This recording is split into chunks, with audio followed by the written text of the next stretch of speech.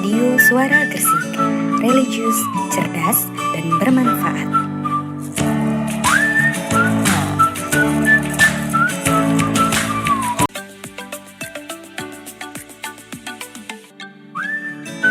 Radio Suara Gresik, religius, cerdas, dan bermanfaat.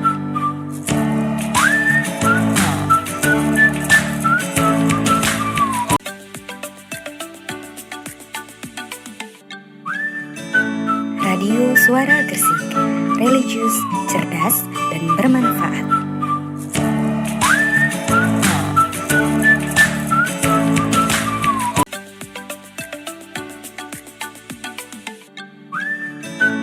Radio Suara Gresik, religius, cerdas, dan bermanfaat.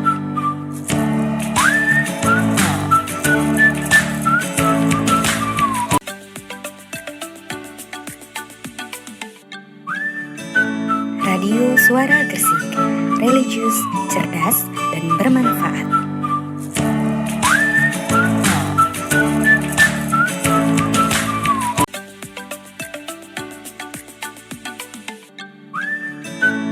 Radio Suara Gresik, religius, cerdas, dan bermanfaat.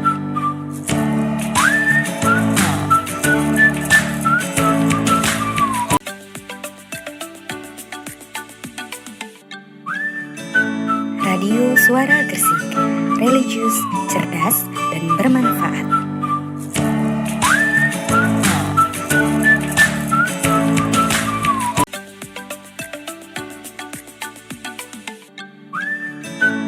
Radio Suara Gresik, religius, cerdas, dan bermanfaat.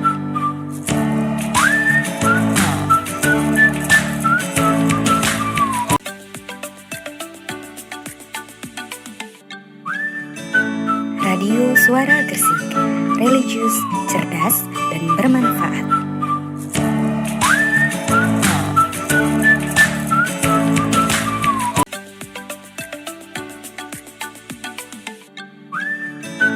Radio Suara Gresik, religius, cerdas, dan bermanfaat.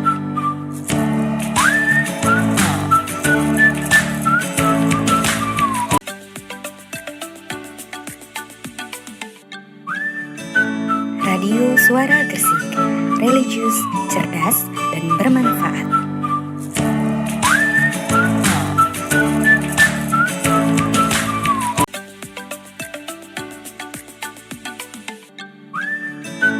Radio Suara Gresik, religius, cerdas, dan bermanfaat.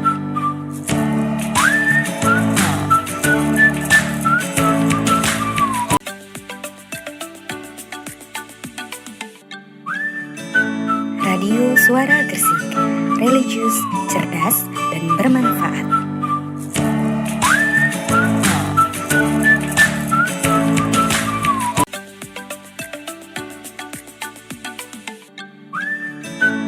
Radio Suara Gresik, religius, cerdas, dan bermanfaat.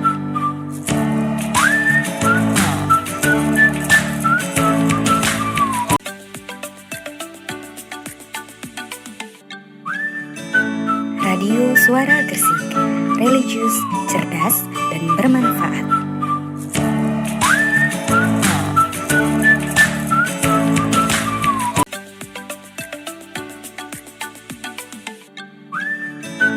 Radio Suara Gresik, religius, cerdas, dan bermanfaat.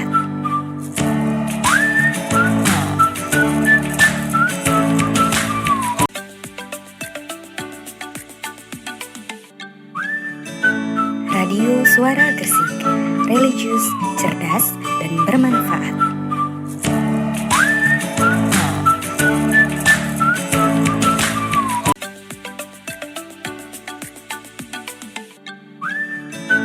Radio Suara Gresik, religius, cerdas, dan bermanfaat.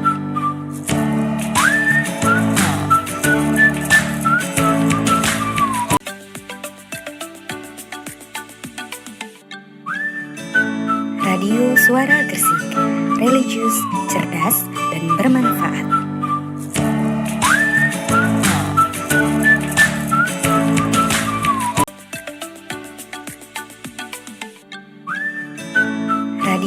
Suara Gresik, religius, cerdas, dan bermanfaat.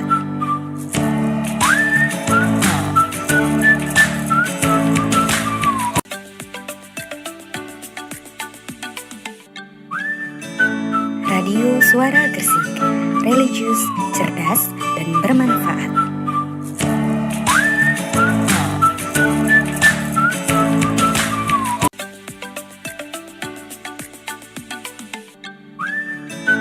Radio Suara Gresik, religius, cerdas, dan bermanfaat.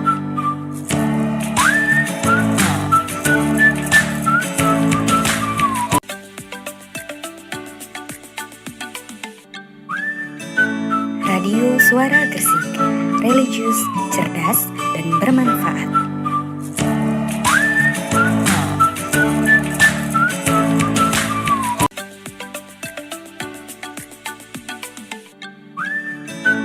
Radio Suara Gresik, religius, cerdas, dan bermanfaat.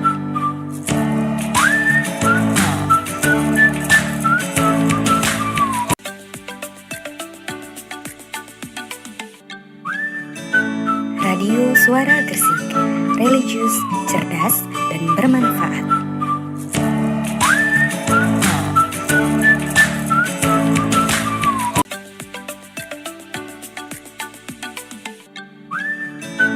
Radio Suara Gresik, religius, cerdas, dan bermanfaat.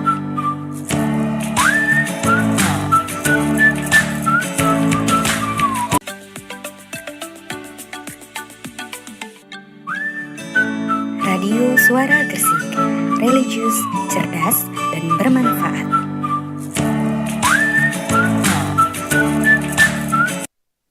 Assalamualaikum warahmatullahi wabarakatuh.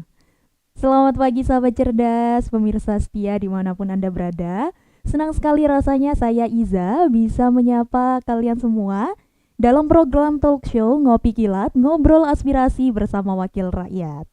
Nah sahabat cerdas, tema hari ini sangat dekat dengan kehidupan kita sehari-hari, yaitu peningkatan sarana dan juga prasarana umum. Sahabat cerdas, kita semua juga sangat sepakat bahwa ketersediaan sarana dan prasarana publik itu seperti jalan, drainase, penerangan jalan merupakan fondasi yang penting yang dapat mendorong pertumbuhan ekonomi dan kesejahteraan masyarakat. Nah, infrastruktur yang baik sendiri bukan hanya mempercantik wajah perkotaan, sahabat cerdas, tetapi juga dapat mempermudah aktivitas dan juga produktivitas kita, sehingga warga dapat mencerminkan tata kelola daerah yang maju dan juga berkelanjutan. Sahabat cerdas, untuk membahas lebih dalam di studio sudah hadir ada Ibu Lailatus Sadia dari Kepala Dinas CKPKP Kabupaten Gresik. Selamat pagi Ibu. Oke, Assalamualaikum warahmatullahi wabarakatuh. Oke, gimana kabarnya Ibu? Sehat ya Ibu? Alhamdulillah sehat. Kemudian untuk mewakili rakyat, di sini sudah hadir Bapak Nur Yahya Hanafi sebagai anggota Komisi 3 DPRD Kabupaten Gresik. Selamat pagi Pak. Assalamualaikum warahmatullahi wabarakatuh, sahabat cerdas. Oke, gimana kabarnya Pak? Sehat G? Alhamdulillah baik. Alhamdulillah baik. Oke, terima kasih Bapak dan Ibu sudah meluangkan waktunya untuk hadir di talk show Ngopi Kilat hari ini. Baik, Bapak dan juga Ibu mungkin bisa langsung saja nih, saya sudah nggak sabar untuk bahas ini. Karena ini topik yang sangat menarik ya sahabat cerdas, sarana dan juga prasarana umum yang kita sendiri juga menikmati hal ini ya Bapak Ibu. Mungkin dari Ibu Ida sendiri nih, bisa dijelaskan kepada sahabat cerdas di rumah apa sih Dinas CKPKP sendiri? Assalamualaikum warahmatullahi wabarakatuh. Assalamualaikum. Jadi langsung aja ya.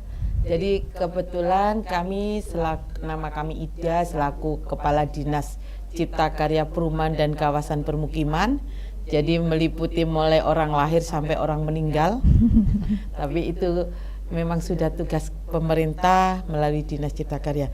Jadi Dinas Cipta Karya ada beberapa sarana prasarana memang yang langsung menyentuh kepada masyarakat, Salah satunya yaitu ada pelayanan terhadap prasarana umum perumahan PSU Fasum-Fasos yang sekarang lagi ngetren-ngetrennya. Ada kaitannya bagaimana pelayanan kepada pengembang untuk mendapatkan rumah subsidi. Betul. Yang 3 juta rumah program dari Kementerian PKP, sehingga di situ ada tanpa PPHTP, tanpa PBG, tapi memang alhamdulillah kemarin sudah 2 yang kami vertek untuk direkomendasi di PTSP.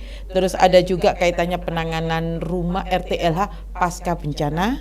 Dan juga di situ ada penanganan RTLH yang bukan pasca bencana reguler, yang mana ada sinergisitas antara top down program Pak Bupati, Pak Wabub, dan juga Bapak-Bapak Dewan, dan juga dari Musrenbang. Yang paling ditunggu-tunggu masyarakat yaitu air bersih dan sanitasi, dan juga kita ada kaitannya bidang-bidang yang terkait dengan lingkungan yaitu IPAL komunal dan rusunawa. Oke, wah, jadi cakupannya Dinas JKP sendiri itu cukup luas ya, sahabat cerdas ya. Kalau kewenangannya sendiri, Bu, kalau kewenangan untuk Dinas JKP-KP itu seperti apa? Iya, kalau terkait dengan infrastruktur, memang kita menangani infrastruktur yang terkait dengan banjir itu ada di wilayah kota. Jadi udah komitmen bersama biar sama-sama konsentrasinya. Kalau banjir yang ada di wilayah kota yaitu Kebomas, Gresik, dan sebagian Manyar itu kewenangan ada di JKP-KP.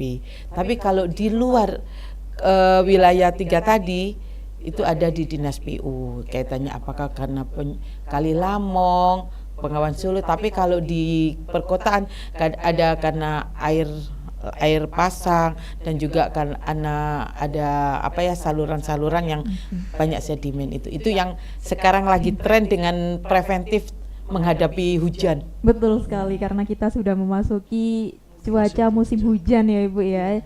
Jadi ini dibagi tugas gitu ya Ibu ya, untuk wilayah Gresik, Kebomas, dan juga Manyar, benar ya? Manyar sebagian yang mendekat sebagian kota. dari Manyar itu tanggung jawab dari Dinas JKP-KP, dan sisanya tanggung jawab dari Dinas PUPR. Iya, tapi tetap kita sinergisitas. Oke, tidak bersinergi. tidak gap-gap, tapi kita tetap mana yang karena di dalam Dinas PU meskipun wilayah luar kota, tapi kalau posisi ada di perumahan lingkungan, JKP-KP bisa masuk ke situ. Oke, baik. Siap. Nah, gimana nih sahabat cerdas, sudah cukup menjelaskan dari Ibu Ida sendiri.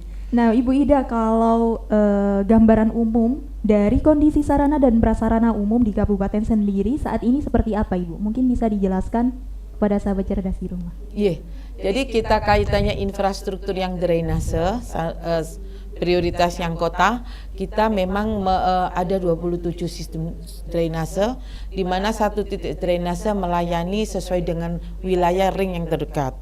Dan di situ di JKP-KP juga ada satgas drainase dan satgas rumah pompa. Kebetulan rumah pompa kita itu ada 5, dan di situ menyebar di sepanjang kota Lumpur, dan 1 ada di Banjarsari. Di situ kami juga melibatkan ada 9 tim, dan di rumah pompa itu satgas itu 24 jam.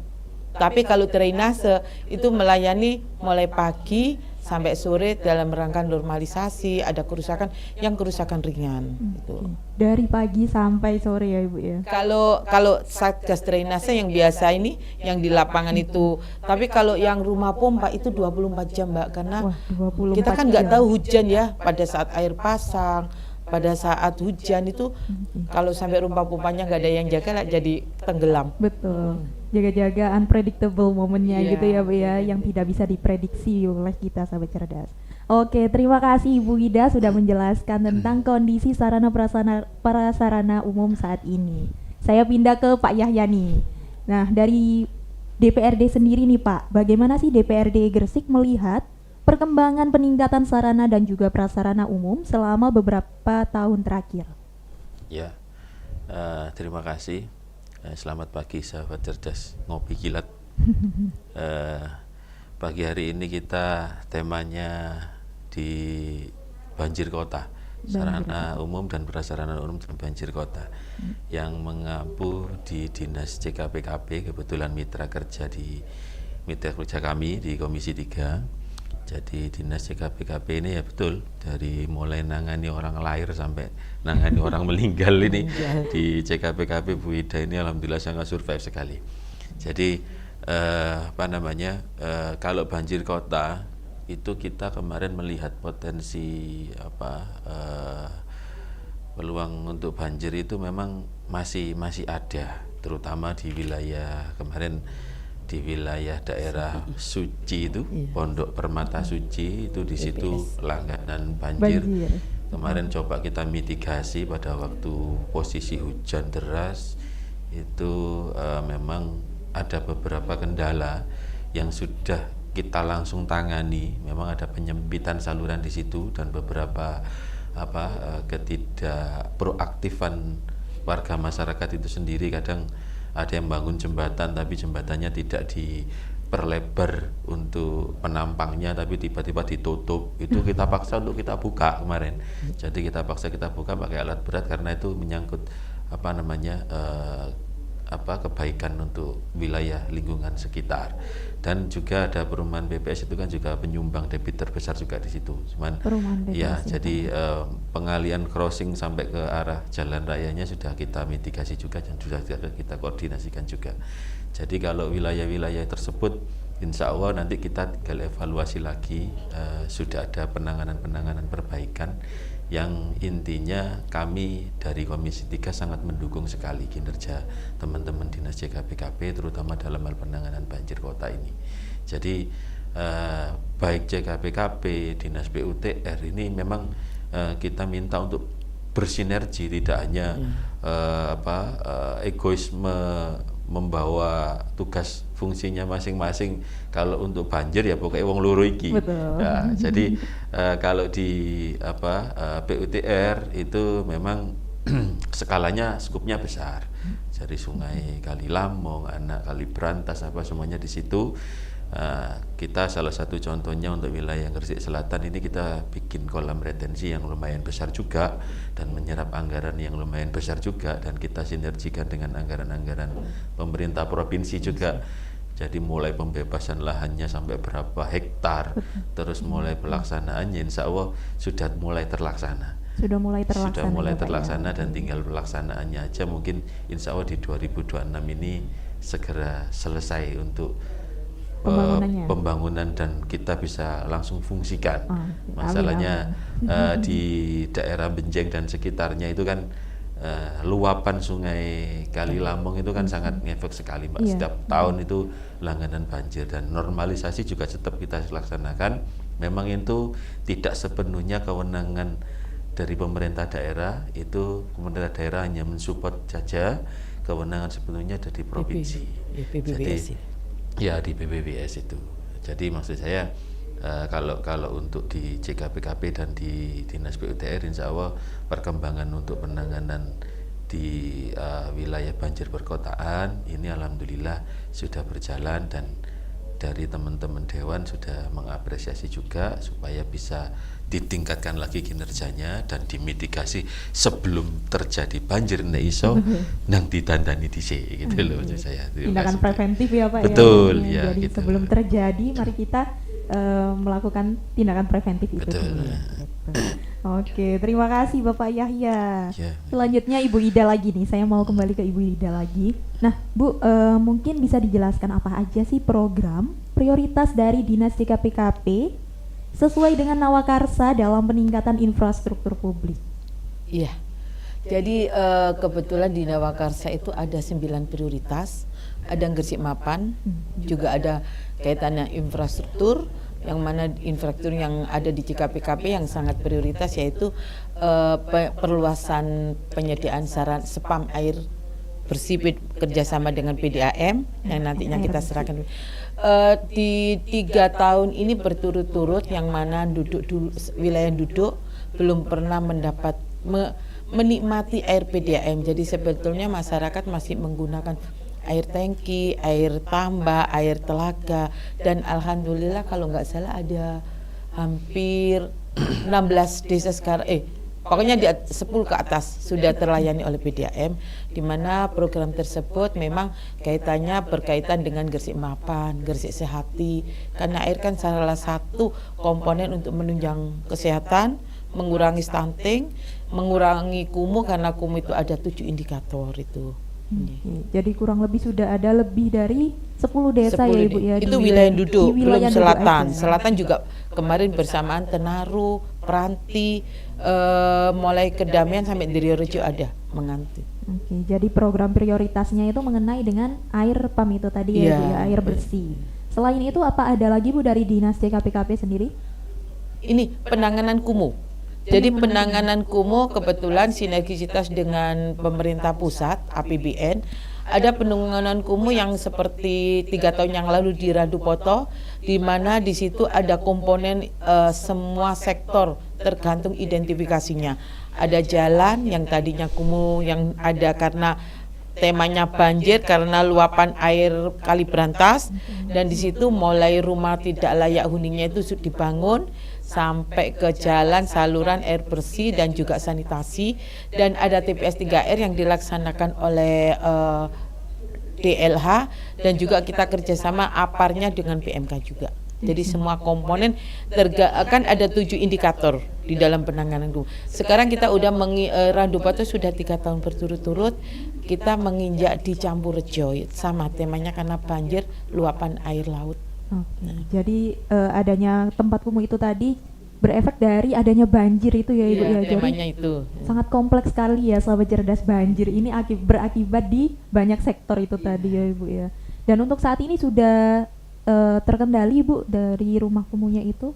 Kalau di Randupoto 3 tahun berturut-turut terkendali, bahkan ada direlokasi berapa rumah itu jadi kayak kapling rumah perumahan. Di situ tersedia mulai sanitasinya komunal, jadi WC-nya tuh bukan sapi tank per individual tapi sudah tertata komunal. Kalau air bersih dari tandon besar ke rumah. Kalau IPAL komunal dari masing-masing rumah ke IPAL komunalnya itu. Dan di situ juga sudah ada penataan wisata, ada kapal yang besar untuk menyeberangi di pulau seberangnya. Dan di situ salah satu di samping banjir peningkatan perekonomian nelayan, karena di seberang kan bersambung dengan Ujung Pangka yang ada KEE itu. Jadi ada wisata yang memang ada burung dari Australia itu kalau bulan April atau Oktober itu hijrah ke lokasi di situ. Dan di bulan apa dia kembali. Itu yang menjadi banyak kunjungan dari wisata luar negeri. Untuk datang melihat burung-burung itu ya Ibu ya. Iya. Luar biasa sekali nih sahabat cerdas. Barangkali juga tertarik bisa datang ke situ ya Ibu ya. Oke. Nah Ibu, dari beberapa program prioritas itu tadi, dalam proses pembangunannya, pelayanan apa yang diberikan oleh Dinas CKPKP yang menyentuh langsung terhadap masyarakat nih Bu? Sebenarnya kalau CKPKP itu menyentuh langsung semua, karena apa? Kita tidak punya aset ya. Jadi yang kita bangun itu aset-aset masyarakat, aset desa. Ya kemarin kami bersama Pak Dewan, Pak Yahya ini penanganan kumuh dengan relokasi penempatan rusunawa. Kita ada 6 titik rusunawa dan juga ada tadi penanganan kumuh itu, terus penyediaan air bersih, penataan drainase, terus rumahnya juga dibangun. Dan di Randupoto sama Campurrejo itu nanti salah satu yang Randupoto, rumah yang dulu itu Nyun Sewu kurang layak dibangun dengan kerjasama, dan Pak Bupati memberikan akses ke BPN, sertifikatnya gratis. Jadi masyarakat sudah mempunyai pengakuan hak dari rumah yang tadinya tidak ada sertifikat, petok C menjadi sertifikat. Dan Pak Bupati juga memberikan akses ke Bank Gresik untuk permodalan. Jadi ya rumahnya, kesehatannya, perekonomiannya ada di situ semua. Oke, jadi yang tadi masih belum jelas sekarang sudah sesuai gitu ya Bu ya, sudah menjadi hak milik pribadi dengan pengakuan itu. Oke. Nah kalau untuk di wilayah Campurrejo sendiri apakah sudah berjalan Ibu? Ini udah insya Allah Desember selesai. Itu malah di situ semuanya sama komponennya. Ada relokasi yang tadinya rumah-rumah itu menempatin TKD. Dan alhamdulillah masyarakat saat menyadari bahwa itu bukan haknya. Sehingga dari tanah-tanah yang rumah yang menempati TKD, dia beli lahan, jadi kayak penataan komplek. Relokasi itu 90 rumah. Jadi sudah tertata infrastrukturnya. Kami kemarin sudah menata PSU-nya, sedangkan RTLH-nya itu per rumah itu 54 juta. Oke, wah, luar Itu biasa sekali. dilaksanakan oleh gotong royong swadaya masyarakat. Sanitasinya juga gitu dilaksanakan oleh swadaya masyarakat, dan masyarakat mampu beli lahan tersebut, kapling-kapling yang jadi masyarakat itu bermodal lahan, akses pembiayaannya pinjem bank Gresik. Oke, dengan bantuan pemerintah Gresik itu Iya, tadi Pak ya, Bupati Bu, ya. mengakseskan itu dengan nggak tahu nyicilnya berapa, kemarin udah clear, dan setelah itu APBN yang membangun rumahnya. APBD ada komponen-komponen di situ yang belum ditangani. Jadi nanti meteran airnya itu langsung di rumah, cuma belum dikelola PDAM, itu masih dikelola oleh HIPAM karena jangkauan pipa PDAM masih jauh. Oke, nah kalau relokasinya sendiri apa masih di wilayah Campurjo sendiri atau di relokasi di tempat lain, Ibu? Ya, di wilayah Campurjo juga. Masih tetap di Iya. situ ya, Ibu ya. Jadi Iya. banyak yang tertarik mungkin Iya. Ibu ya karena tidak direlokasi di tempat lain. Iya, jadi konsolidasi tanah. Oke. Nah, kalau misalnya itu tadi Bu yang sudah Ibu Ida sebutin ada 6 titik rusunawa, mungkin bisa dijelaskan kepada sahabat cerdas itu di mana aja, Ibu? Jadi yang pertama, kemarin baru dibahas ya. Yang pertama ada di Karangturi. Jadi Karangturi itu memang penanganan kawasan kumuh yang ada di lokasi, akan tetapi itu asetnya Pemda, sehingga waktu itu masyarakat kita beri istilahnya ganti boyong untuk sewa kos-kosan. Setelah kita bangun, kita prioritaskan pada area yang terkena. Oke. Bahkan kita kios yang bawah ya Pak Dewan ya, Ya. untuk tempat usaha prioritas yang terkena dampak. Yang kedua di Gulomantung itu memang untuk buruh industri tapi KTP Gresik semua. Puri industri tapi untuk yang ber-KTP Gresik. Iya, pekerja industri lah, nggak enak buruh, pekerja industri ngapunten. Yang Kepumas sama untuk pekerja industri, KTP Gresik juga. Terus yang selanjutnya ada di Sawo, itu juga, dan di Bambe itu juga, yang Bambe kemarin Pak yang kita bahas itu, yang di Kambingan ini yang kayak apartemen, satu ruangan, satu hunian ada 2 kamar, sudah mebelernya. Jadi alhamdulillah full semua, kecuali memang yang kemarin masih ada bocor-bocor ya, kami kemarin curhat ke Pak Dewan. Ya. Oke, nah mungkin bisa dijelasin lagi Bu yang di daerah Bambe. Bambe, Di daerah Bambe itu satu hunian 2 kamar. Kambingan. Di daerah Gitu. Kambingan. Nah itu apakah ditempatin satu keluarga aja atau mungkin bisa dengan keluarga lain atau bagaimana itu? Iya, jadi itu memang menyiapin itu kayak ponpes itu sudah plus mebeler. Jadi ada 2 kamar dan ada mebelernya, jadi untuk ayah ibu terus ada anak. Anak itu tempat tidurnya juga tingkat. Oh, Ada oke. dapur, ada meja makannya bentuknya bisa dibuka, kalau nggak dipakai dilipat. Gitu, Ya, seperti apartemen gitu. Oke. Luar biasa sekali ya sahabat cerdas ya, kita punya rusunawa yang seperti apartemen kata ibu kita tadi. Oke ibu, Kemarin Pak Dewan langsung ke sana. sudah meninjau langsung Oh di sana? sudah, Ya, sudah oke, wah. ketemu warga juga ya, penghuni. Iya, iya. Dan bagaimana Pak respon dari warganya Pak? Alhamdulillah kemarin saya kan juga masih baru di DPRD Mbak, baru menjabat pertama ini, dan saya bermitra dengan Bu Ida. Saya memang mengapresiasi, saya diajak langsung turun ke lapangan, jadi melihat posisi-posisi rusunawa, terutama kemarin masih di posisi yang di Kambingan. Di Kambingan itu Cerme. Kambingan Cerme ya, di situ ada Monef. Jadi kegiatan kami meninjau langsung dan bertatap muka dengan penghuni ketika ingin menyampaikan keluh kesahnya, jangan melihat juga kapasitas dan kualitas bangunan. Jadi saya pun melihat kalau itu ya menurut saya pribadi ini layaknya bukan disebut rusun lagi itu.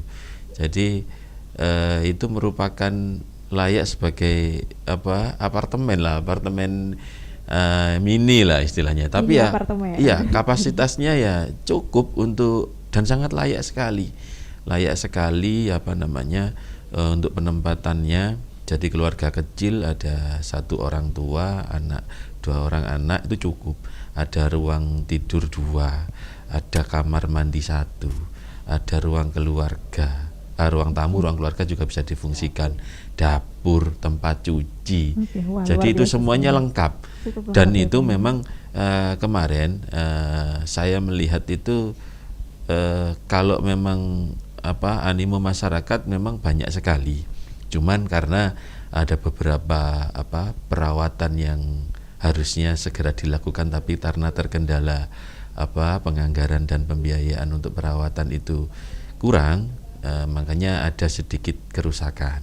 Jadi saya melihat ke sana kemarin, saya melihat meminta dari teman-teman dinas JKPKP, ini salah satu bentuk pelayanan kita terhadap masyarakat kita yang lagi kurang beruntung di ekonominya, tapi kita juga tidak menganaktirikan. Kita tetap mewadahi mereka dan mengapresiasi mereka untuk bisa menempati rumah susun tersebut, memprioritaskan mereka, merelokasi mereka supaya nyaman juga, dan kita berikan binaan supaya ya tidak selamanya di situ. 1 tahun 2 tahun semoga bisa beli rumah yang lebih bagus lagi dan atas nama milik sendiri gitu loh, bukan di situ lah. Tapi kemarin teman-teman dinas JKPKP saya minta segera dimitigasi keperluan untuk penganggaran perawatan tersebut supaya juga bisa dimaksimalkan untuk perbaikannya, dan itu juga nanti bisa menambah PAD kita. Jadi pendapatan kita di dinas JKPKP terutama supaya bisa bersinergi dengan pemerintah Kabupaten Gresik, paling tidak dinas JKPKP ada nyumbang PAD ke pemerintah Kabupaten Gresik gitu Mbak. Oke, terima kasih Pak Yaya sudah dijelasin. Mungkin ini saya penasaran Ibu, apa sih perbedaannya dari rusunawa yang ada di Kambingan itu tadi ya Ibu ya? Di Kambingan dengan rusunawa yang lain yang menyebabkan itu bisa disebut dengan mini apartemen karena kelengkapannya. Jadi memang modulnya itu dari pemerintah pusat itu berbeda-beda. Kalau jadi ada pangsa-pangsa segmennya juga, industri sama memang benar-benar penanganan kumuh yang ada di area kumuh itu. Jadi penghuniannya ada memang yang tadinya ada slum area yang kumuh dibawa ke rusun. Kalau di situ memang disiapin pada lokasi yang areanya daerah dekat industri. Karena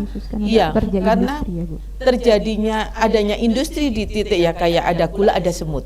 Di situ ada industri, memang Cermi jauh industri, tapi ringnya masih ring daerah Menganti, daerah itu kan sudah berkembang, jadi sudah dipreventifkan. Dengan adanya formal kegiatan perusahaan, di situ muncul kos-kosan, pedagang kaki lima, otomatis kan butuh tempat hunian. Nah kalau tidak ditangani dengan rusun itu, otomatis menjadikan kumuh lagi dan infrastruktur tidak tertata, otomatis banjir nanti larinya kepada masyarakat dan pemerintah juga. Itu. Tetap kita lagi ya Bu ya yang kena. Oke. Sekarang saya mau berpindah ke Pak Yahya nih. Berdasarkan dari ungkapan dari Bu Ida tadi sudah melapor ke Pak Yahya nih Pak ya selaku perwakilan dari Komisi 3. Nah, dalam fungsi legislasi dan anggaran gimana sih DPRD itu dapat memastikan alokasi dana pembangunan infrastruktur yang digunakan secara efektif dan juga tepat sasaran nih Pak? Ya. Jadi makanya kemarin supaya efektif dan tepat sasaran, saya pun juga ikut turun ke lapangan untuk menyaksikan langsung seberapa urgensitasnya penganggaran kami ketika kita alokasikan untuk pembangunan atau perawatan bangunan tersebut. Jadi kalau memang kita melihat terkait pelayanan dan kesempatan untuk perbaikan posisi bangunan tersebut memang cukup urgent juga Mbak. Masalahnya itu terutama yang di Kambingan kemarin itu kan beroperasinya tahun 2022 kalau nggak salah. Di berarti 2022 kurang lebih sudah 3 tahunan ya Pak ya. Jadi kalau kita mitigasi di awal itu dari kebocoran atap akhirnya turun langsung ke plafon, turun langsung efeknya ke sampai lantai 1. Dan itu juga kalau pelaksanaan pembangunannya kan hanya di atap itu saja dulu kalau memang penganggarannya masih kita alokasikan beberapa, tapi paling tidak meminimalkan untuk mencegah yang berpotensi paling parah. Jadi ada juga di sanitasi, biasanya kadang ya karena kurangnya pengawasan pada waktu pelaksanaan pembangunan itu ada beberapa sanitasi plumbing air kotor, air bersih yang tidak terkoneksi.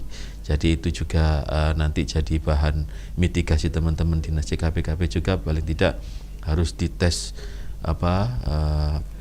tes rembesan, harus dites ini supaya tidak ketika kita perbaiki plafonnya juga tidak bocor lagi. Dan penganggaran kami paling tidak memang di setiap kegiatan koordinasi rapat kami dengan dinas CKPKP, saya belum menjumpai untuk pengajuan perawatan pembangunan rumah susun ini. Memang ada di pengajuan di operasionalnya saja. Makanya kemarin saya minta ini memang cukup layak. Jadi saya pun akan memperjuangkan di tingkat komisi nanti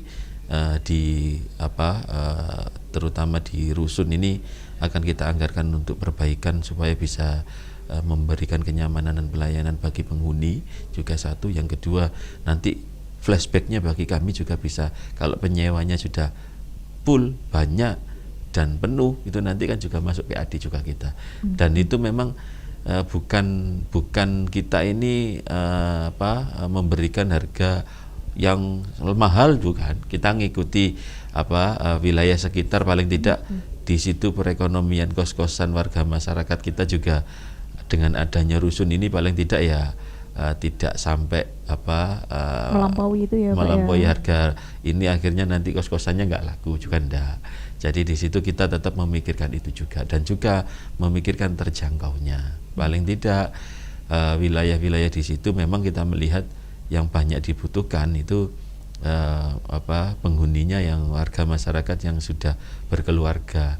Beda lagi yang pekerja industri yang kadang ada yang hanya single daripada ngekos sendiri di situ. Kalau ini kan pangsa pasarnya kan ke keluarga kecil yang lagi ada usaha dan kita relokasi. Dan di kios-kios bawah itu juga kita gunakan untuk beliau-beliaunya yang paling tidak bisa menempati kios-kios untuk berjualan di situ, untuk kita bimbing, untuk kita bina supaya bisa memperbaiki ekonominya. Yaitu tadi yang saya ingin sampaikan dan saya ingin harapkan supaya tidak berlama-lama di situ, juga nanti bisa meningkat ekonominya dan bisa berpindah untuk membeli rumah sendiri yang layak dan bisa untuk keluarganya juga itu atas nama pribadinya sendiri gitu, Mbak. Gitu. Jadi sebenarnya masih belum ada ya, Pak ya, anggaran untuk perbaikan infrastruktur itu tadi ya, khususnya untuk rusun itu tadi ya, Pak ya. Insya Allah nanti di 2026 ini kita kan akhir tahun ini lagi nyusun gua PPAS, Mbak. Jadi mungkin nanti beberapa ini akan segera kita sisipkan juga. Masih diupayakan ya, Pak ya, semoga segera terrealisasi nih. Amin, amin. Bu, kalau boleh tahu ada berapa sih rumah atau hunian di Rusunawa dari 6 titik ini? Jadi bermacam-macam karena tergantung luasan lahan ya. Kalau di Karangturi itu 96 hunian, lantai 1, 2, 3, lantai 2 dan 3. Sedangkan yang di lantai bawah ada 27 kios. Kios ya, Ibu ya. Itu memang diutamakan apa yang disampaikan Pak Dewan tadi, sebagai kontribusi pemerintah untuk peningkatan perekonomian kepada masyarakat. Karena di situ ada hunian, otomatis kan butuh belanja, butuh itu. Kalau Glomantung kebetulan ada 2 twin block, sehingga ya jadi satu twin ya, blok A, blok B itu ada 192 dan kiosnya 44. Kepumas ada 96 sama tipenya dengan Karangturi, kiosnya 23, Bambe 74 karena lebih luas, kiosnya 3. Kalau Sawo yang ada di Bukit Sawo masuk itu udah pernah lihat sana, Mbak? Sudah pernah bagus lihat, itu. Tinggi juga Cuma itu, kondisinya ya memang sekarang butuh kehadiran Pak Yahya. Ada 9. Kalau di Kambingan memang masih kita utamakan di hunian aja 42 karena luasan tadi itu. Yang ada di bawah itu sebenarnya ada luasannya untuk tempat usaha, kan, tetapi ya masih kondisinya masih plafonnya bocor sehingga Kalau orang menyewakan otomatis kondisi kan harus bagus, Mbak. Iya, betul sekali. Jadi yang tidak layak tidak disewakan ya Ibu ya. Iya. Oke, jadi sahabat cerdas jangan suudon dulu nih sahabat cerdas, karena kita juga mengupayakan yang terbaik untuk masyarakat Gresik. Oke, jadi cukup banyak sekali ya Ibu ya hunian yang disediakan oleh pemerintah ini Iya, buat alhamdulillah. dan itu apakah harus dari untuk masyarakat Gresik aja atau bisa dari perantau dari luar kota atau seperti apa Ibu? Jadi memang pemerintah kan mesti menganakmaskan anaknya dulu, baru kalau sudah sejahtera baru menganakmaskan dari luar, bukannya meskipun kita NKRI. Jadi tidak, tapi skala prioritas kita memang kalau Karangturi kemarin ngambil KTP dalam satu kelurahan. Ternyata di umum waktu pertama itu kami memasarkan seperti pengembang. Kami pasang spanduk, kami bikin brosur dan tidak lepas kerjasama dengan Pak wilayah di situ, Kades, RT, Camat. Karena yang tahu ini benar-benar penduduk asli wilayah pendakan Pak Kades. Betul. Dan setelah itu ternyata dalam satu kelurahan masih kurang, kita radiusnya akan melebar dan sampai antar kecamatan, yang penting KTP Gresik. Tapi memang ada beberapa yang masih kosong itu tadi, memang karena masih kosong jadi kita pada saat tertentu yang penting ada surat keterangan KTP Gresik, surat keterangan berdomisili pernah domisili di Gresik berapa tahun, itu nanti keterangan dari Disa. Oke, jadi bisa ya Ibu ya nanti untuk kelengkapannya bisa diurus dengan pengurus setempat gitu ya. Iya. Ya? Oke. Bu Ida, dari kendala-kendala yang sudah disebutkan tadi, adakah kendala lain dalam langkah pemanfaatan infrastruktur yang paling sering dihadapi oleh dinas terkait? Iya, memang kita itu bangun itu paling lebih mudah daripada nextnya, pemanfaatan dan pemeliharaan. Ya seperti rusun bangun mungkin tersedianya anggaran bisa, tapi bagaimana perawatan, bagaimana yang kalau air bersih orang masih care lah, RTL lah masih. Yang kami masih ini tuh bagaimana terhadap sanitasi komunal. Jadi sebenarnya sanitasi komunal itu berpengaruh pada bagaimana mengurangi pencemaran air kotor ke sumur atau ke tanah. Memang kalau kita kampanye masalah sanitasi, kita kerjasama dengan puskesmas, dengan dinkes, karena yang lebih tahu masalah kesehatan. Sedangkan struktur teknisnya di JKPKP. Jadi memang kita harus benar-benar pendekatan kepada masyarakat itu tidak secara teori, tapi harus kita memberi contoh. Bahkan kita ajak studi banding ke desa yang sudah dapat itu. Karena apa? Masyarakat berkata bahwa aku pakai istilahnya tanpa IPAL komunal keluargaku sehat semua. Mungkin dalam jangka pendek, dalam jangka panjang untuk bilang medali semuanya sehat lah. Tapi kan ada katanya Pak Dewan mitigasi preventif. Nah di situ memang untuk menempatkan, untuk masuk terkait dengan sanitasi itu kami tuh kadang malam, kadang karena apa? IPALnya itu kan ada jaringannya kan di depan rumah, sedangkan klosetnya ada di belakang. Otomatis pada saat nyambung pipa kan bongkar keramik. Mesti masyarakat tanya, nanti siapa yang ganti keramiknya, yang masang? Itu kalau rumahnya sudah kopel mepet. Tapi kalau di pedesaan masih ada lewat lompongan. Nah dari situ kadang memang sudah dimanfaatkan limbahnya itu ke ini. Kaitannya dengan ini Pak Dewan, karena kami juga mempunyai KPP kelompok pemelihara dan pemanfaat. Di situ otomatis kan ada pengelola. Nah, otomatis dalam pengelolaan kan butuh biaya, retribusi. Kemarin kami juga sempat bahas dengan teman-teman KPP, retribusinya itu yang sulit masyarakat ditanya. Lain kalau retribusi air bersih, orang semangat kan. Tapi kalau retribusi untuk IPAL komunal ya agak sulit, sehingga di situ kehadiran pemerintah untuk mensupport lah teman-teman KPP yang relawan dengan ikhlasnya itu, ini yang akan kita godok bersama. Jadi hadirnya pemerintah, hadirnya masyarakat yang mengelola sebagai keikhlasan relawan, hadirnya masyarakat sebagai pengguna, ini yang masih kita godok. Apakah nanti boleh dengan dana desa atau ini kami juga belum tahu aturannya. yang itu yang akan kita kita bahas bareng-bareng dengan Bapak Kepala PMD yang lebih tahu aturan-aturan di desa. Oke, wah terima kasih Bu Ida sudah menjelaskan panjang lebar mengenai hal ini. Nah Ibu, saya pindah lagi nih ke Pak Yahya ya Ibu ya. Kalau dari Pak Yahya sendiri dan juga selaku perwakilan dari DPRD Komisi 3 ya Pak ya, apa sih bentuk pengawasan yang dilakukan DPRD terhadap pelaksanaan program oleh Dinas CKPKP? Ya, kalau program CKPKP terhadap kami di DPRD ini kan sudah tertata jelas ya Pak. Jadi pelaksanaan mulai penganggaran dan mulai pelaksanaan apa saja yang harus dilaksanakan tiap triwulan itu kita ada mulai monef untuk pengawasan. Jadi infrastruktur, sarana prasarana itu kita tiap 3 bulan kita adakan rapat koordinasi untuk terkait progres pelaksanaannya. Selain rapat tersebut kita juga meninjau lapangan seberapa persis pelaksanaan yang dilakukan itu dan kendala-kendalanya apa.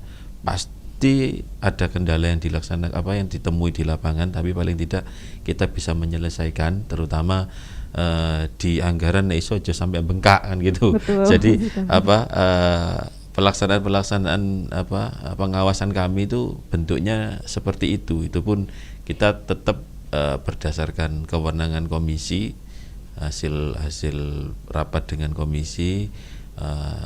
Masalahnya mitra kerja kami bukan hanya CKPKP saja, ada Dinas PUTR, ada Perhubungan, ada dan lain sebagainya, itu terutama di Komisi 3. Jadi salah satu bentuk fungsi pengawasannya ya turun ke lapangan dengan melihat hasil pelaksanaan progres yang sesuai dan yang sebenarnya. Itu Mbak. Oke, jadi dinas dari DPRD sendiri itu bersinergi dengan banyak dinas ya Bapak ya. Kalau boleh tahu bisa dijelaskan juga kepada sahabat cerdas apa sih wewenang dan juga tugas dari dari DPRD Komisi 3 itu tadi. Kalau Dinas Komisi 3 ini kebetulan kami bermitra dengan teman-teman Dinas PUTR, Dinas Perhubungan, Dinas CKPKP, Kominfo ini juga, terus Dinas Bagian Pembangunan, terus Dinas LH itu. Jadi itu mitra kami. Jadi terkait lingkungan ini kan terkait semua ya di CKPKP dengan Dinas LH ini juga, apalagi tadi membahas masalah IPAL komunal. Betul. Masalah air bersih, itu semuanya terkait semua. Jadi itu pun bukan membatasi kami sebagai anggota DPRD untuk tidak mengawasi pelaksanaan pekerjaan dinas-dinas lain. Itu kan hanya mengklasifikasi dari pimpinan kami terhadap kami sebagai anggota, itu hanya mempermudah dan memperingan pekerjaan saja. Tapi kalau dewan ini turun ke lapangan, itu ya fungsi dan tugasnya ya sama. Jadi apa yang kita temui, meskipun itu ada di Dinas Pendidikan, masalah ketidakbaikan di pendidikan, ya kita bisa langsung ikut masuk di pendidikan. Kesehatan juga kita masuk di kesehatan, memberikan masukan bisa. Cuman lebih prioritasnya kan kita di dinas-dinas yang memang bermitra dengan Komisi 3 itu. Karena juga melihat dari lapangan yang urgent yang mana gitu ya Pak ya. Jadi yang gitu. Diprioritasin yang paling dibutuhkan oleh masyarakat. Betul. Oke. Nah, kalau dari Bu Ida sendiri, gimana sih Bu Ida strategi dinas dalam melibatkan masyarakat agar ikut menjaga? Karena ini penting sekali ya Ibu ya, menjaga dan juga memelihara sarana publik yang sudah dibangun. Iya, memang semuanya itu harus ada kolaborasi 3 stakeholder. Oke. Apa aja tuh Bu Ida? Masyarakat, pengusaha. Pemerintah, masyarakat dan juga pemerintah kan juga di situ ada legislatif. Ya. Pemerintahan. Pemerintahan itu. Iya. Masuk Jadi lagi di nih, situ. Pak. Jadi 3. Kenapa? Dari pemerintahan menyiapkan sarana prasarana, tapi kalau dari masyarakat tidak membutuhkan kan akhirnya kan sepihak aja. Sehingga pada saat strategi pembangunan, pada saat kami ke lapangan, kami mengidentifikasi kebutuhan apa. Jadi itu benar-benar dari suara dari mulai bottom up dari masyarakat, apa sih yang tidak sekedar kami bahwa ada program ini kami langsung membangun. Nah, akhirnya kan jadi monumen MCK katanya, monumen cipta karya. Monumen cipta karya. Tapi kami mengidentifikasi secara aturan, secara teori, kebutuhan, tapi kami kembalikan kepada masyarakat. Kira-kira kalau yang dibutuhkan, enggak, saya nggak butuh ini karena saya sudah punya ini. Ya sudah, jadi kami kembalikan suara apa yang dibutuhkan masyarakat, itu yang kita akomodir, tapi tidak lepas dari aturan-aturan yang ada di situ. Jangan sampai nanti kalau masyarakat misalkan saya nggak butuh ini, kita yang meluruskan bahwa ini nanti memang pada saat hari ini jangka pendek tidak dibutuhkan, pada saat jangka depan ini dibutuhkan oleh masyarakat untuk anak cucu. Jadi kita benar-benar transparan memberikan kepada edukasi masyarakat, tidak hanya teori, tidak hanya peraturan, tapi dampak positif negatif. Dan kehadiran pemerintahan dan masyarakat itu memang butuh untuk penyelesaian satu titik benang yang masih masih gumpal, itu yang harus diuraikan bersama-sama. Jadi itu. Kalau bentuk edukasi yang diberikan kepada masyarakat sendiri seperti apa, Ibu? Berupa apa? Iya, jadi salah satu tadi itu masalah sanitasi tadi. Masalah sanitasi memang orang tidak butuh, tapi kita kerjasama dengan kesehatan bahwa terus ini sanitasi harus dipelihara. Bagaimanapun kalau sarana prasarana kaitannya terutama yang kesehatan tidak ikut memelihara, dampaknya pada yang terdekat di situ. Sehingga di situ ada keikhlasan ikut memiliki. Iya. Jadi bentuk edukasinya itu berupa sosialisasi ya Ibu ya, dan juga terjun langsung ke masyarakat itu. Iya. Oke. Nah, kalau misalnya dari Bu Ida selaku perwakilan dari Dinas CKPKP nih Bu, apa sih Bu target jangka panjangnya Dinas CKPKP untuk mewujudkan Gresik yang lebih tertata, nyaman dan juga berkelanjutan? Yang pertama penanganan kumuh tadi. Karena di tupoksi kami memang PKP-nya itu kan di penanganan kumuh. Penanganan kumuh, ya. Oke. Jadi penanganan kumuh itu ada beberapa indikator yang kaitannya infrastruktur maupun perilaku, bagaimana edukasinya itu yang ini. Jadi penanganan kumuh kebetulan di SK, karena kumuh itu kan dinamis. Kemarin sudah menyelesaikan dari 800 turun sampai 500, turun 300. Tapi pada saat ada banjir, otomatis kan muncul kekumuhan lagi. Jadi dinamis kayak telur sama ayam ya Pak ya kayak. Jadi dan sehingga di situ memang pemerintah dengan legislatif tidak bisa ini selesai. Tapi mesti yang selesai kita evaluasi, yang belum selesai apa strategi kita yang itu. Jadi langkah selanjutnya penanganan kumuh itu bagaimana infrastruktur yang belum terlayani kepada masyarakat itu yang kita prioritaskan. Oke, kalau selain dari rumah kumuh ada lagi Ibu? Ada yang ini kan rumah kumuh itu kaitannya ini PR kami itu sarana air bersih, terutama wilayah utara.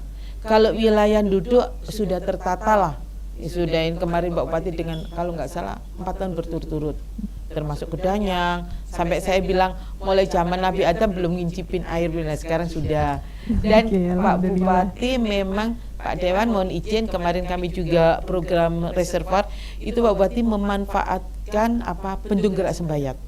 Bendungan gerak sembayat. Bendung gerak sembayat yang di Bunga Sitobukti. Karena di situ masyarakat masih menggunakan hipam-hipam. Nah, hipam itu secara higienis, secara aturan kan ya memang udah bagus, tapi masih kelasnya kan ada kreditnya.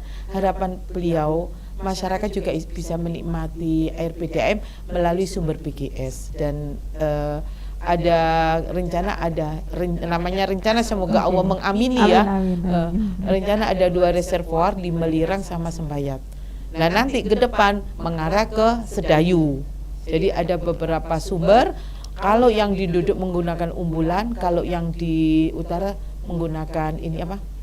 BGS. Kalau di selatan kan otomatis ada Legundi, itu sumber-sumber yang lain. Oke. Kalau boleh tahu yang paling membutuhkan, daerah yang paling membutuhkan air bersih sendiri itu di mana, Bu? Ya daerah utara itu sebenarnya banyak HIPAM, tapi kan namanya faktor alam ya. Betul. HIPAM sumur itu menggunakan sumur kan otomatis kadang-kadang kering. Nah ini yang makanya prioritas Pak Bupati ke wilayah utara. Wilayah utara terlebih dahulu Iya, ya, Ibu, ya. mulai daerah ya Pantura itulah.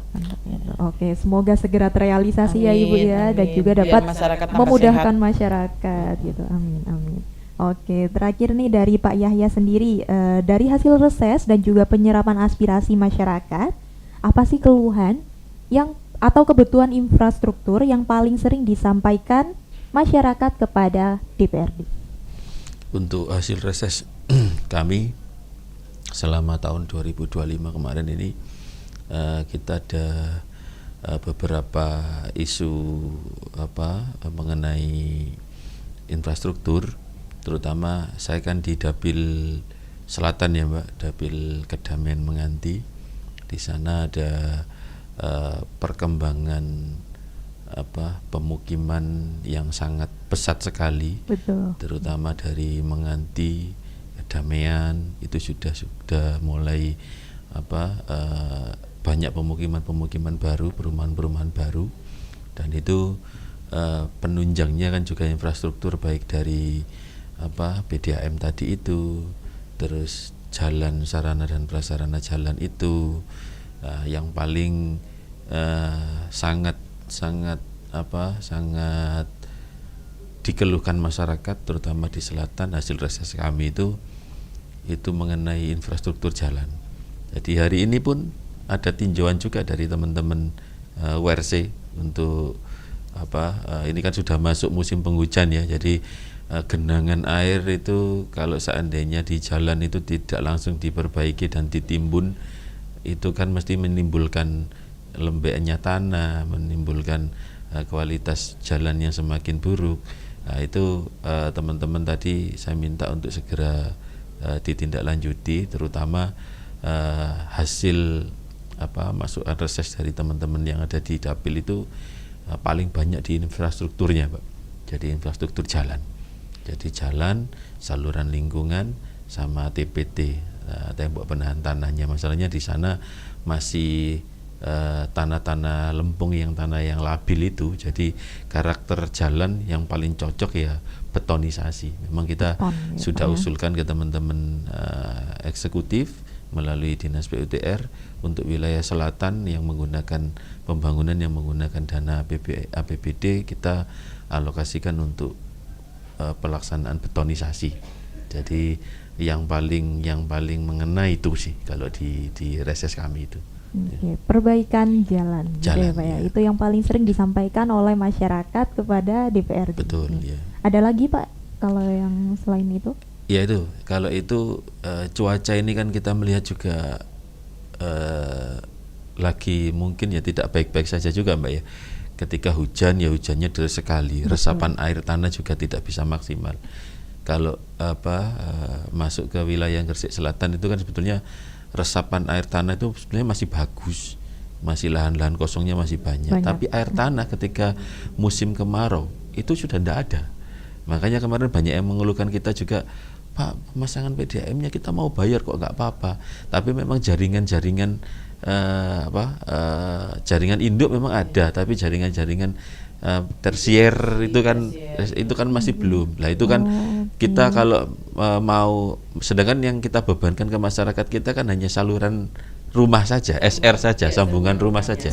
Kalau untuk jaringan primernya, jaringan ininya kan masih belum, Pak. Makanya itu juga segera saya wakili aspirasi teman-teman yang ada di sana untuk bisa mengalokasikan anggaran ke PDAM supaya bisa memberikan jaringan-jaringan tersier ke desa-desa yang membutuhkan itu. Masalahnya juga saat ini air tanah ini tidak lagi baik-baik saja untuk kapasitas kebutuhan teman-teman yang ada di desa-desa itu, Mbak. Oke, jadi dua itu yang paling urgent ya Pak ya, Ya, yang paling dua mendesak, itu. yang paling dibutuhkan oleh masyarakat. Baik Bapak dan juga Ibu, wah luar biasa sekali perbincangan kita pada pagi hari ini. Iya. Nah, Pak dan juga Ibu, sebelum kita mengakhiri, mungkin bisa diberikan closing statement kepada masyarakat di rumah. Dari Ibu Ida dulu mungkin. Jadi closing statement kami bahwa apapun permasalahan itu bisa diselesaikan, diurai dengan keikhlasan kerjasama pemerintahan, masyarakat dan pengusaha.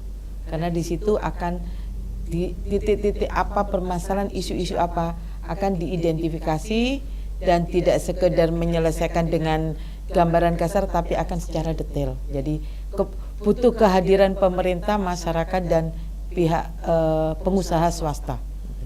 Oke, baik dari Bapak Yahya mungkin. Kami di closing statement ini menyampaikan ke teman-teman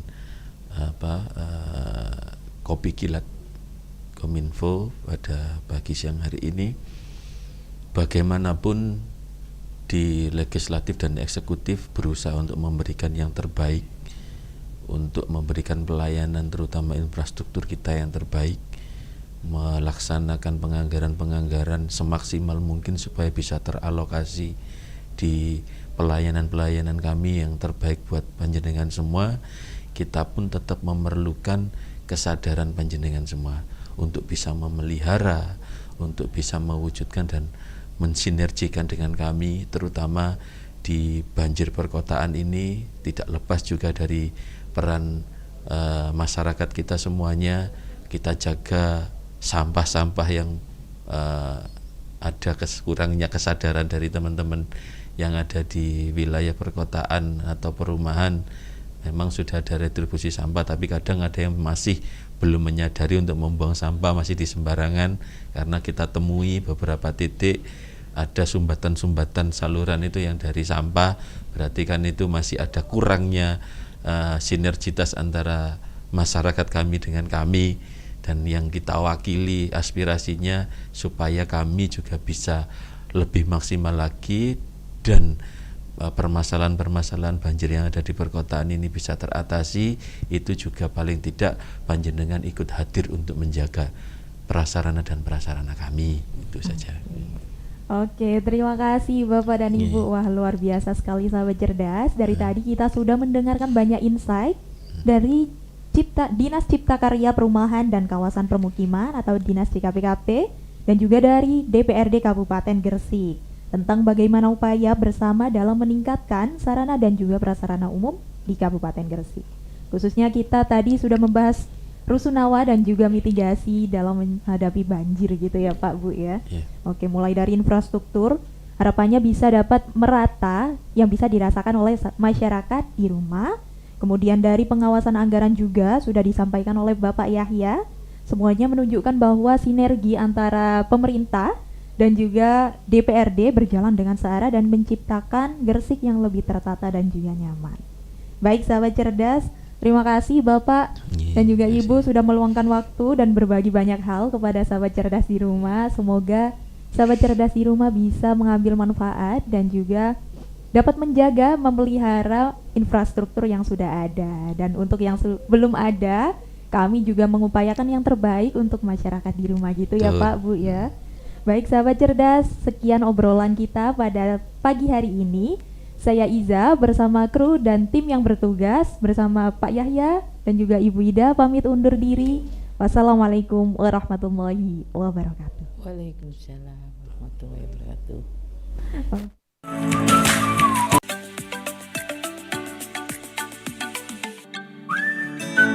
Radio Suara Gresik, religius, cerdas, dan bermanfaat.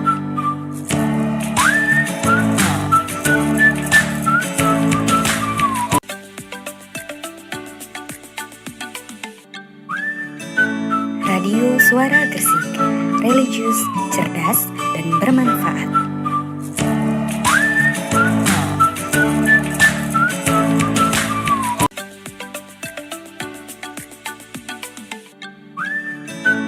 Radio Suara Gresik, religius, cerdas, dan bermanfaat.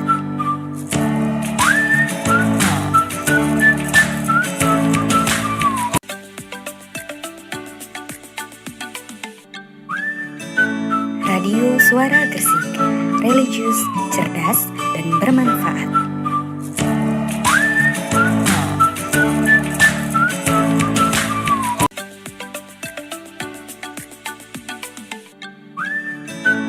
Radio Suara Gresik, religius, cerdas, dan bermanfaat.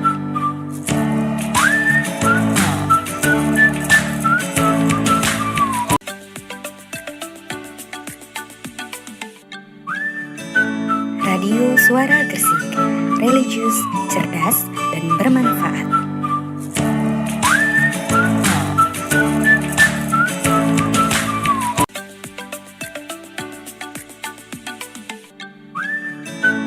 Radio Suara Gresik, religius, cerdas, dan bermanfaat.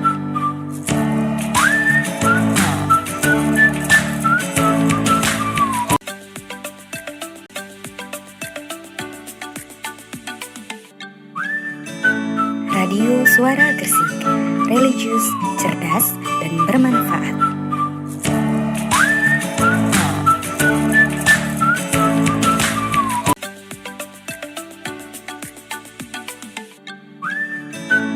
Radio Suara Gresik, religius, cerdas, dan bermanfaat.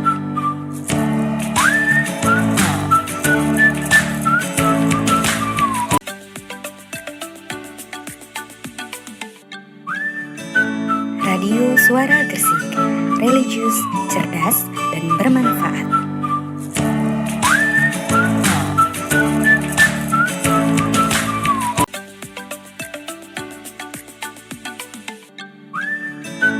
Radio Suara Gresik, religius, cerdas, dan bermanfaat.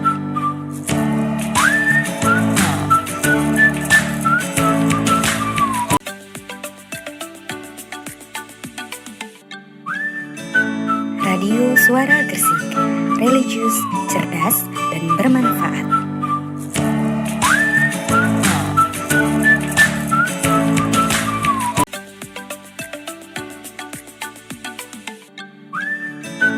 Radio Suara Gresik, religius, cerdas, dan bermanfaat.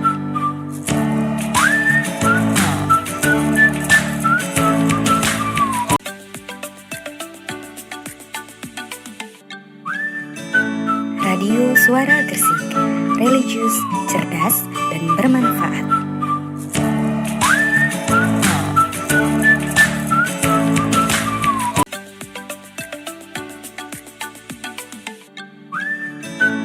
Radio Suara Gresik, religius, cerdas, dan bermanfaat.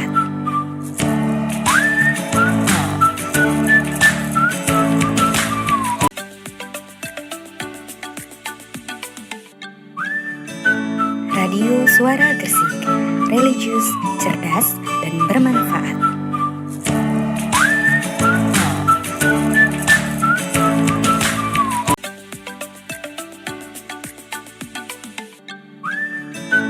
Radio Suara Gresik, religius, cerdas, dan bermanfaat.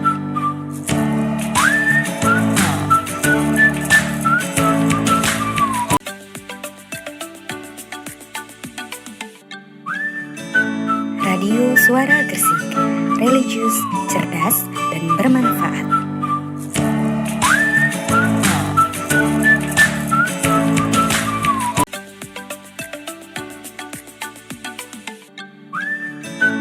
Radio Suara Gresik, religius, cerdas, dan bermanfaat.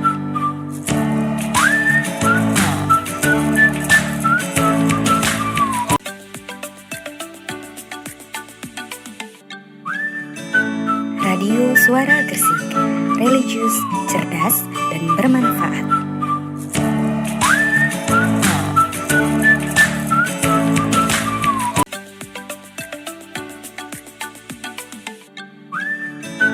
Radio Suara Gresik, religius, cerdas, dan bermanfaat.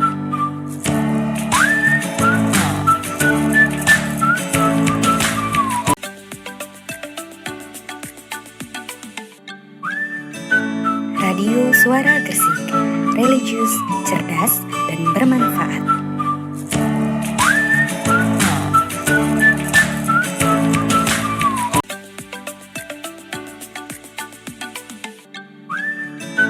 Radio Suara Gersik, religius, cerdas, dan bermanfaat.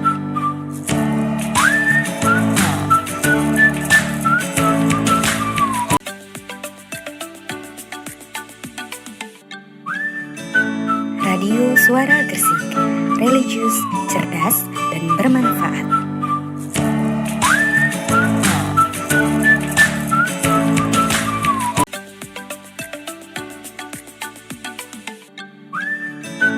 Radio Suara Gersik, religius, cerdas, dan bermanfaat.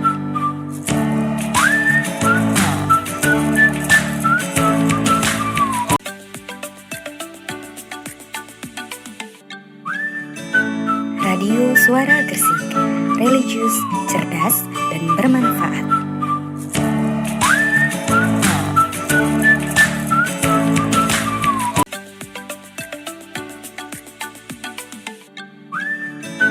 Radio Suara Gersik, religius, cerdas, dan bermanfaat.